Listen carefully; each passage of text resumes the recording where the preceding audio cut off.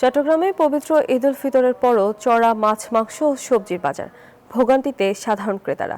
ক্রেতাদের অভিযোগ, বাজার তদারকির অভাব এবং সরবরাহ সংকটের অজুহাতে ঈদের পরও কৃত্রিমভাবে দাম বাড়িয়ে রাখছেন।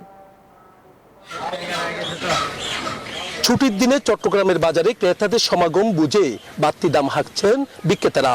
রিয়াজউদ্দিন বাজারে গিয়ে দেখা যায় 1000 টাকায়ও মিলছে না 1 কেজি গরু মাংস।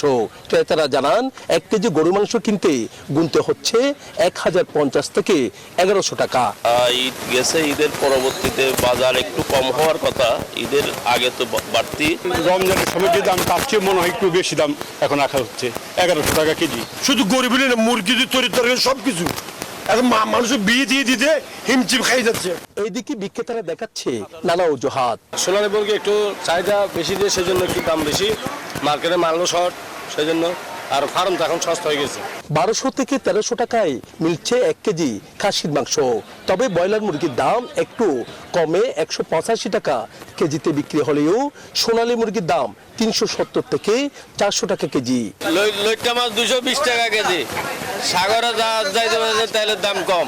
মাংসের পাশাপাশি সব ধরনের মাছের দামও আকাশচুম্বী। সবজি এখন আমি তিতা কাঁকড়া নিয়েছি আপনার 120 টাকা। মাছ এবং মুরগির দামটাই বেড়ে গেছে সবচেয়ে বেশি। মাছের দাম একটু বেশি, মানে ঈদের আগের থেকে একটু দেখলাম বেশি তুলনামূলক। কাঁকরোলের কেজি প্রায় 300 টাকা হলেও অন্যান্য সবজির দাম কিছুটা কমায় স্বস্তি ফিরেছে ক্রেতাদের।